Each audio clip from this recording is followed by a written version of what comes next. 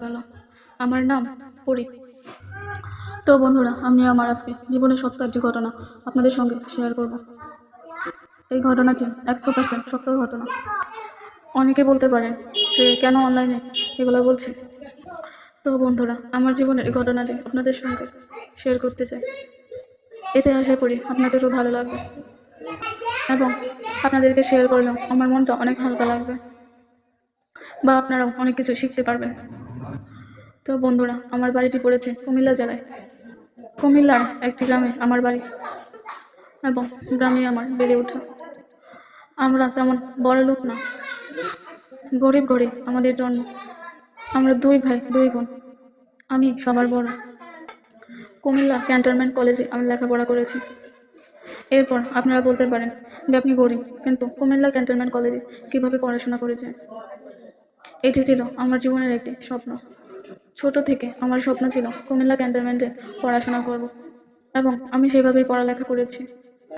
প্রাইমারিতে বৃত্তি পেয়েছি, জিএসসিতে বৃত্তি পেয়েছি, এসএসসিতে A+ পেয়েছি। তাই আমি কুমিল্লা ক্যান্টনমেন্ট কলেজে চান্স পেয়েছি। এখানে লেখাপড়া করতে আমার তেমন কোনো টাকা লাগে না। এই কারণে হয়তো আমি কুমিল্লা ক্যান্টনমেন্টে লেখাপড়া করতে পেরেছিলাম। তো আমি যখন লেখাপড়া শেষ করি, চাকরির জন্য বিভিন্ন জায়গায় দৌড়াদৌড়ি করি, কিন্তু আমার চাকরিটা হচ্ছিল না। কেনই বা হচ্ছিল না তাও বলতে পারবো না। অনেক চেষ্টা করার পরেও আমার চাকরিটা হয়নি। অবশেষে বাধ্য হয়ে একটি বেসরকারি এনজিওতে চাকরি নিই। তখন সেখানে আমি চাকরি করি। বেতনও ভালো, প্রতি মাসে 8,000 টাকা করে পাই। তো এখন আমি যখন ভালো চাকরি পেয়েছি, মা বাবারও চিন্তা পারলো যে তো বিভিন্ন জায়গা থেকে পাত্র আসে আমাকে দেখার জন্য, দেখে কিন্তু তারপরও পছন্দ হয় না। তো হঠাৎ একদিন পাশের গ্রাম থেকে একটা পাত্র এলো। তো দেখা দেখি হলো, সবারই পছন্দ হলো, তাদেরও পছন্দ হলো, আমাদেরও পছন্দ হলো। তারপর ওই ছেলের সাথে আমাকে বিয়ে দিল। ছেলেটা দেখতে শুনতে খুবই হ্যান্ডসাম। ছেলেটিকে দেখে আমার খুব পছন্দ হলো। তারপর আমাদের বিয়ে হলো। তো আমি শ্বশুর বাড়িতে গেলাম। দুমদাম করে আমাদের বিয়ে হলো, শ্বশুর বাড়িতে গেলাম। কি মজা! বিয়েটা আসলেই মজা। কত আত্মীয় স্বজন বাড়িতে আসলো, এমন অনেক আত্মীয় স্বজন আসলো যে আমি জীবনে তাদেরকে কখনো দেখি নাই। বিয়ের দিনে প্রথম দেখলাম, এর জন্য আমার খুব ভালোই লাগলো। শ্বশুর বাড়িতে গিয়ে একই অবস্থা। শ্বশুর বাড়িতে ধুমধাম করে অনুষ্ঠান করলো। তাদের বাড়িরও সমস্ত আত্মীয় স্বজন আসলো। সবাই আমাকে দেখলো এবং আমিও সবাইকে দেখতে লাগলাম। আমিও অনেক সুন্দরী। সবাই দেখে বলে, মাশাআল্লাহ, বউটা খুবই সুন্দর। সবাই আমাকে দেখে খুবই খুশি হয়। যাই হোক, দুমদাম করে দিন কেটে যায়। এখন রাতের ঘটনা। বাসর ঘর দেখে আমার খুব ভালো লাগলো। তো বন্ধুরা, বাসর ঘর যে এত সুন্দর হয় তো আমি কখনো ভাবিনি। এত সুন্দর করে সাজিয়েছে দেখে আমি আনন্দে আত্মহারা। তো আমাকে নিয়ে খাটের উপর বসালো। তারপর আমার হাজবেন্ডকে তারা নিয়ে আসলো। তো অনেকক্ষণ দরজায় দাঁড় করায় রাখার পর দাম দর করে ভিতরে ঢুকতে দিল। তারপর সবাই দরজাটা ঠাস করে লাগিয়ে চলে গেল যে যার রুমে। তো আমার স্বামী আমার কাছে এসে বসে বসে আমাকে সুন্দর সুন্দর কথা বললো। তো বললো, তুমি অনেক সুন্দরী, আমি ভাগ্যনে তোমার মতন স্ত্রী পেয়েছি। তো আমি কিছু বলছিলাম না, লজ্জায় লাল হয়ে যাচ্ছিলাম। তো এভাবে রাত শেষ হলো। এক রাতে আমি যে সুখ পেয়েছি তা কোনোদিন কল্পনাও করিনি। যাই হোক, এভাবে কিছুদিন কেটে গেল। তারপর আমার স্বামী চলে গেল তার ডিউটিতে। সে ঢাকায় একটি কোম্পানিতে চাকরি করে। তো আমি সকালে রান্নাবান্না শেষ করে চাকরি করতে চলে যাই। তো সারাদিন এভাবেই ভালোই কাটে। আমি বাড়ি থেকে চাকরি করি। তো হঠাৎ করে ঘটে গেল একটি দুর্ঘটনা। সেদিন হয়েছিল আমার শাশুড়, তখন ছিল বর্ষাকাল। তো আমি নতুন বউ, বর্ষার দিনে বৃষ্টিতে ভিজে সব কাপড় চোপড় ভিজে গিয়েছিল। তো আমার শাশুড়ি আমাকে তার একটি শাড়ি এনে দিল, যে বৌমা নাও, এটা পরে ফেলো। তো আমি তো পরলাম। পরে রাতে খাওয়া দাওয়ার শেষে আমার শ্বশুর যখন আসলো, তো আমার শাশুড়ি ভেবে তা তো তখন শ্বশুর আমাকে শাশুড়ি ভেবে আমার পিছে পিছে আমার রুমে চলে গেল। আমি তখন খেয়াল করিনি যে আমার শ্বশুর আমার পিছন পিছন আসতেছে। তো আমি রুমে গেলাম, গিয়ে তাড়াতাড়ি করে খেতা মোড়ে শুয়ে পড়লাম। শ্বশুর রুমে ঢুকে দরজাটা বন্ধ করে দিল। বন্ধ করে এসে আমাকে জড়িয়ে ধরলো। তারপর বলল, কি গো, তুমি ছেলের রুমে এসেছো কেন? তখন আমি কথা বলতে চেয়েছিলাম, কিন্তু শ্বশুর আমার মুখ চেপে ধরে। আমি কবিতা, আমার বাড়ি ঢাকা। আমার দিনের কষ্ট কথাটা আপনাদের কাছে আমি বলবো। এটা বললে আমি মনে খুব শান্তি পাবো, এটা না বলে আমি মনে শান্তি পাচ্ছি না। আমার এই গল্পটা 100% সত্য ঘটনা। আপনাদের কাছে অনুরোধ, আমার এই গল্পটা আপনারা শুনবেন। আমার গ্রামের বাড়ি ছিল রাজশাহী। এক প্রবাসী ছেলের সাথে কথা বলতে বলতে আমার একটা প্রেম হয়। এক পর্যায়ে তার সাথে আমার বিয়ে হয়। তার বাসা ঢাকাতেই। বললাম, তোমরা তো অনেক বড় লোক, তোমার ফ্যামিলি থেকে আমাকে মেনে নেবে? আমি তো গরিব মানুষ, তোমাদের ফ্যামিলি তো আমাকে মেনে নেবে না। সে বলল, তোমাকে যদি আমি মেনে নিই, আমার ফ্যামিলিতেও মানিয়ে নিব। সে বলল, তুমি আমি ঠিক থাকলে, আমাদের ফ্যামিলি যদি মেনে না হলে আমি বিয়ে করব তোমার। সে বলছে, তোমাকে আমি আমার জীবনের চেয়ে বেশি ভালোবাসি। সে বলছে, তোমার মতন মেয়ে আমার এই জীবনও আর দেখিনি। সে বলছে, তোমাকে আমার খুব ভালো লাগে, তোমাকে ছাড়া আমি বাঁচবো না। সে এসে আমার ফ্যামিলি আব্বা আম্মার সাথে কথা বললো। আব্বা আম্মাও সেই ছেলের কথা শুনে রাজি হইল। প্রথমে রাজি হইতেছিল না আমার বাবা মা, পরে অনেক জোরাজুরি করে রাজি করাইছে। আব্বা বলল, ঢাকা, আমি এত দূর আমার মেয়েকে বিয়ে দেব না। আমার আব্বা বলল, আমার একটা মাত্র মেয়ে, আমি এত দূর বিয়ে দিয়ে আমি থাকতে পারবো না। আমার যে স্বামী, সে কিছুতেই রাজি হচ্ছে না, মানতে চাইছে না। সে বলল, যেভাবে হোক আমাকে সে বিয়ে করবেই। সে বিদেশ নিয়ে দেশে চলে আসলো হঠাৎ করে একদিন। সে সরাসরি আমাদের বাড়িতে চলে আসলো। সে তাকে দেখে আমরা খুব অবাক হয়ে যাই বাড়িতে। সে কিভাবে আমাদের বাড়ি চিনলো, সে কিভাবে এসে পড়লো, আমরা অবাক হয়ে গেছি তাকে দেখে। সে বলল, তোমার টানে আমি তোমার বাড়িতে চলে এসেছি। বলল, আমি কিভাবে এসেছি আমি জানি না। বলল, আমি শুধু তোমাকে ভালোবাসি, এর জন্য এসেছি। বলল, তোমাকে ছাড়া আমার এই দু চোখ অন্ধকার, আমি তোমাকে ছাড়া এক রাত থাকতে পারছি না। সে বলছে, এই কারণে আমি সৌদি আরব থেকে চলে এসেছি। পরে আমার আব্বা আম্মা দেখে তাকে অবাক হয়ে গেছে। সে বলছে, আসলে এটা কি সম্ভব? সে বলল, এত দূর থেকে আমার মেয়ের জন্য কিভাবে আসছে? সে বলল যে সত্যি সত্যি আমার মেয়েকে সে ভালোবাসে, না হলে তো এইভাবে আসা সম্ভব না। পরে আমার মা বাপকে সে অনেক কথা বলল, প্রস্তাব বলল। অবশেষে গ্রামবাসীরাও আসলো। গ্রামবাসী দিল্লি রাতে বেড়া বৈঠক করলো। পরে গ্রামের লোক সবাই বলল, ছেলেটা যাতকালে মেয়ের জন্য তুই ভালোবাসে, তাহলে তার কাছে বিয়ে দেওয়ান যায়। তাহলে তো ছেলেটা আমি বাঁচবে না, এটাই বললো। মেয়েটার জন্য ছেলেটা খুব পাগল হয়ে যাবে। এইভাবে সবাই মিলে বলে আমাকে তার কাছে বিয়ে দিল। সে আমাকে বিয়ে করে তার বাড়িতে ঢাকা নিয়ে এলো। ঢাকায় আসলাম, আমিও খুব খুশি। জীবনে ঢাকা শহর দেখিনি, প্রথমে ঢাকা শহর দেখলাম স্বামী। আমার মনের আনন্দ আমি দেখি, আমার খুব খুশি খুশি লাগছে। ঢাকায় আসলাম, ফ্ল্যাট বাড়ি দেখলাম। আমি নিজেই আসলাম, এই স্বামীর বাড়ি এত বড় লোক। মনে মনে লাগছিল যে আমার কপালে কি এত সুখ সইবে। স্বামী আমাকে অনেক ভালোবাসে, পৃথিবীর স্বামীকে এইভাবে ভালোবাসে না। স্বামী আমার অনেক ভালোবাসে, পৃথিবীর স্বামীতে মানুষ এইভাবে ভালোবাসে না। আমিও আমার স্বামীকে পেয়ে খুব খুশি। মনে হয় এরকম স্বামী আর এই দুনিয়াতে নাই। বলতে গেলে আমার স্বামীর বুকের উপরে শুয়ে থাকি, দেখা যাচ্ছে কি আমাদের বালিশই লাগে না। আমরা এক অপরকে এত সুন্দর করে জড়িয়ে ধরে রাখি। বুঝেনি তো, প্রেমের বিয়ে। এভাবে আমাদের দিন ভালোই কাটছিল। বিভিন্ন জায়গায় হানিমুনে গেলাম আমরা। কক্সবাজার চলে গেলাম, সুন্দরবন গেলাম, বরিশাল গেলাম। এবার ঘুরে আমাদের খুব 1 মাস চলে গেল। যে ছুটি নিয়ে এসলো আমার স্বামী, সেই ছুটি শেষ হয়ে গেল। এখন সে বিদেশ চলে যাবে। সে চলে গেল বিদেশ। শ্বশুর শাশুড়িকে নিয়ে আমি সংসার করতেছি। একা একা আমি রুমে থাকি, আমার রুমে। শ্বশুর শাশুড়ির সেবা যত্ন করে এভাবে আমার দিন চলে যায়। আমার শ্বশুর শাশুড়ি এখনো জোয়ান। শ্বশুরের বয়স 40, শাশুড়ির বয়স 35-30 এরকম হতে পারে। আমার স্বামী তার প্রথম সন্তান। আমার স্বামীও একেবারে ছোট বয়সে, অল্প বয়সে বিয়ে করেছে।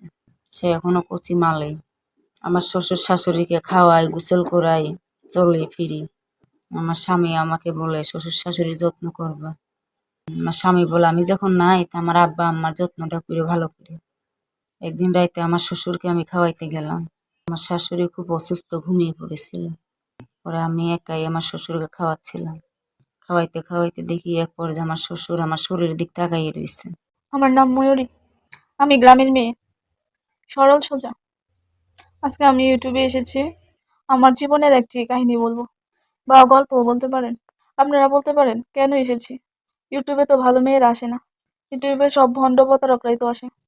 আপনাদের যা ইচ্ছে হয় তাই বলতে পারেন, কিন্তু আজকে আমি এসব বলবোই। কারণ হচ্ছে এই পৃথিবীতে কোটি কোটি নারী রয়েছে, সমস্ত নারীদের জন্য এই কথাগুলো আমি বলবো। তারা যেন এই ভিডিও থেকে শিক্ষা নিতে পারে, আমার মতো যেন আর কোনো মেয়ে ভুল না করে। আমি গ্রামের স্কুল থেকে 4 পর্যন্ত লেখাপড়া করেছি, বেশি লেখাপড়া করতে পারি নাই। গরিব ঘরে যেহেতু জন্ম, বাবার এত টাকা পয়সা ছিল না, তাই বাধ্য হয়ে অল্প বয়সে আমাকে বিয়ে দিয়ে দিয়েছিল। বিয়েও হয়েছিল সাধারণ ঘরে। যেহেতু গরিব, কোটিপতির ঘরে তো আর বিয়ে হবে না, এমনিতেই সচরাচর গরিব ঘরের মেয়েদেরকে বিয়ে করতেই চায় না। তারপরেও তো আমার কপালে বিয়ে জুটেছে। পাশের গ্রামের এক ছেলের কাছে বিয়ে হয়েছিল। ছেলেটাকে আগে কখনোই আমি দেখিনি।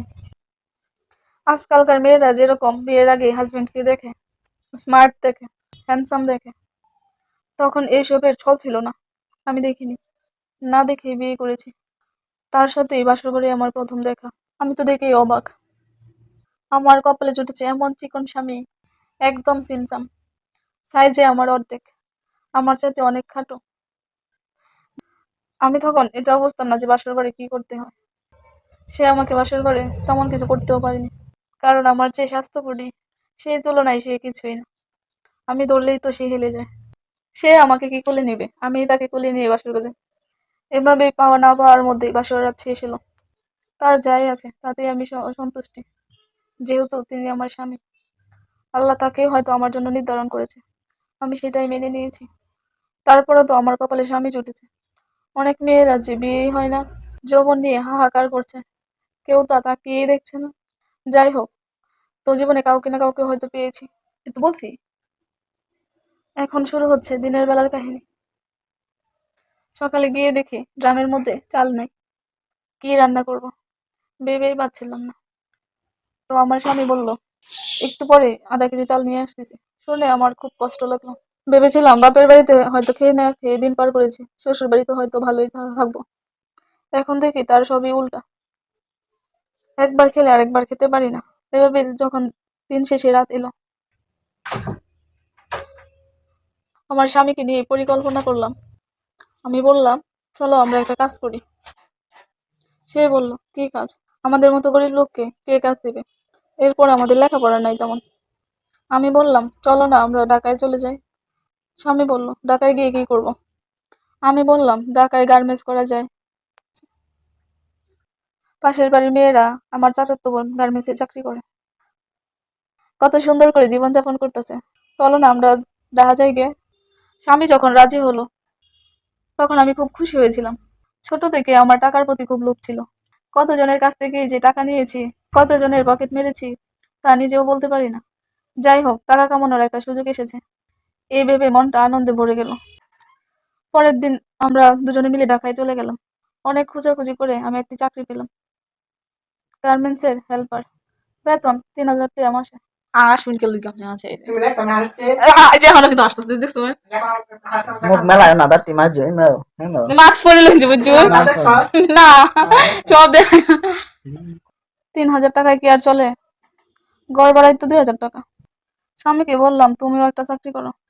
স্বামীর যে সাইজ, কেউ চাকরি দেয় না। আমার স্বামী উচ্চতায় 3 ফুট, ওজনে 30 কেজি, তাই কেউ চাকরি দিতেও চায় না। কি বলবো, সবাই খালি নানান প্রশ্ন করে। কি রে, আমার বান্ধবীরা বলে, কি রে তুই এমন জামাই লই চলস কেমনে? যে সাইজ, সাইজেতে তো আর অর্ধেক হইতো না। দিনের বেলায় কেমনে চলস, রাতের বেলায় কেমনে চলস, বান্ধবীদের নানান কথা শুনতে হয়। তাও তো আমি একটি স্বামী পেয়েছি। গার্মেন্টসের কত মেয়েই তো যৌবন নিয়ে হাহাকার করছে, বিয়েই তো হচ্ছে না তাদের। তাও তো আমি একটা স্বামী পেয়েছি, যা খালি স্বামীই পেয়েছি, আর কিছুই পাইনি। না পারে চাহিদা মেটাতে, না পারে টাকার চাহিদা মেটাতে। এমন পরিস্থিতির মধ্য দিয়ে আমাদের জীবনযাপন চলছে। হঠাৎ একদিন গার্মেন্টসে আমার দিকে নজর পড়লো সুপারভাইজার আমার সাথে আস্তে আস্তে মিশলো। আমি দেখতে যে সুন্দরী, তাই আমার দিকে তার নজর পড়লো। এভাবেই সে একদিন আমার সাথে কথা বললো, কি গো তুমি এত কম বেতনে চলো কেমনে? তোমার আমি বেশি টাকা পাওয়াই দিব। আরে কি বলেন, এটা কিভাবে সম্ভব? সে বলল, অবশ্যই সম্ভব। তোমার যে ফিগার, তোমার মতো মেয়েরা তো টাকা কামানো খুবই সহজ। তোমার কথা শুনে সুপারভাইজারের কথা শুনে আমার খুব আনন্দ লাগছিল, যেহেতু টাকার কথা বলেছে। আমি তো আগেই বলেছি আমার টাকার খুব লোভ ছিল। আমি সুপারভাইজারকে বললাম, আমাকে কি করতে হবে?